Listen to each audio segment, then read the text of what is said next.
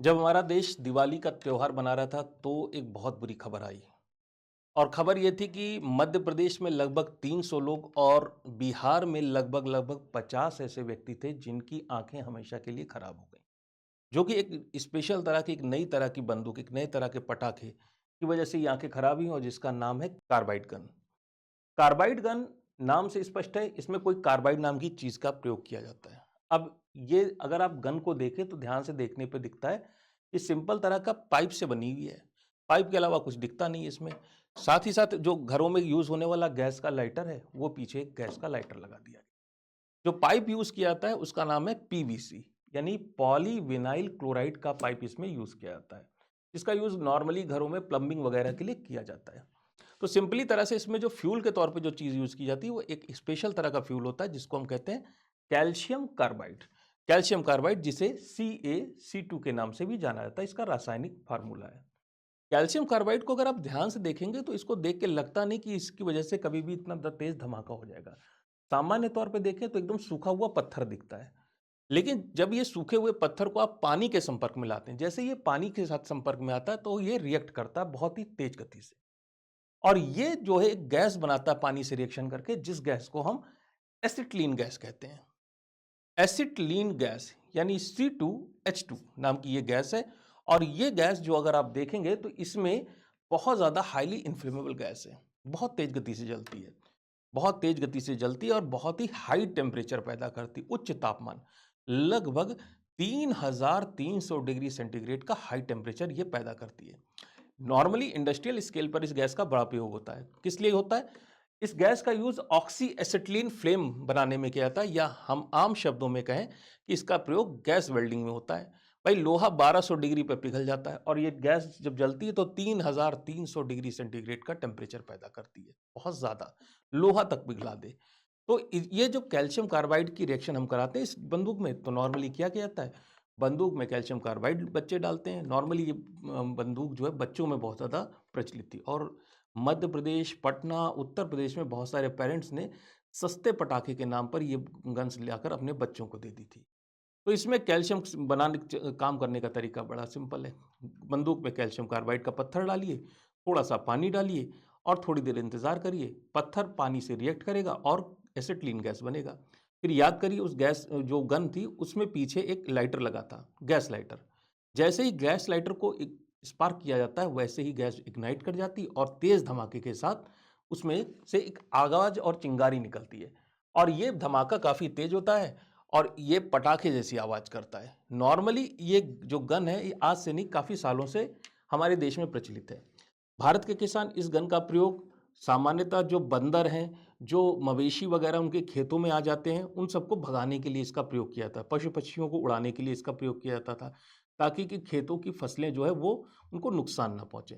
लेकिन यहाँ पे अंतर है, किसान जो है वो जितने भी लोग इसका प्रयोग करते तो बड़े उम्र के लोग थे।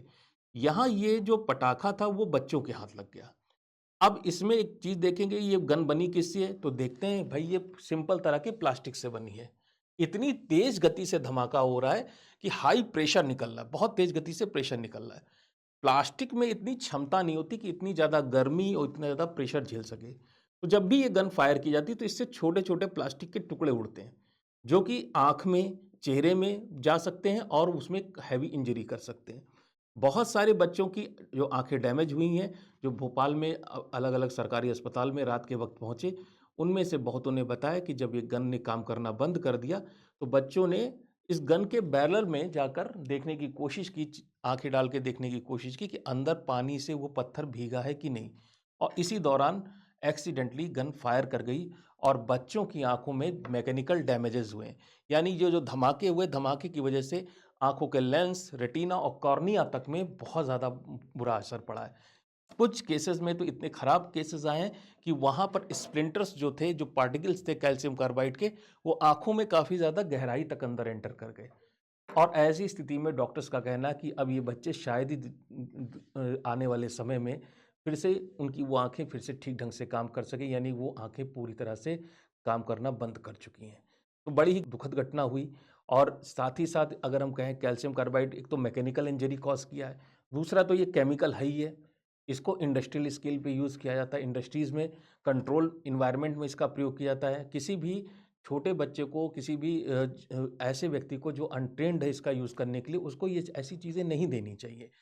हमने देखा कि केमिकल इंजरी हो गई, साथ ही साथ 3300 डिग्री सेंटीग्रेड का, जिसमें लोहा भी पिघल जाए, इतना ज़्यादा टेम्परेचर पैदा होता है। तो चेहरे पे बहुत सारी बर्न इंजरी आई हैं, बहुत बच्चों की आँखें जल गई हैं और साथ ही साथ इससे जो धमाका होता है वो बहुत तेज़ होता है। तो जो बच्चों के जो कान होते हैं, कानों के पर्दे इतने ज़्यादा मैच्योर नहीं होते।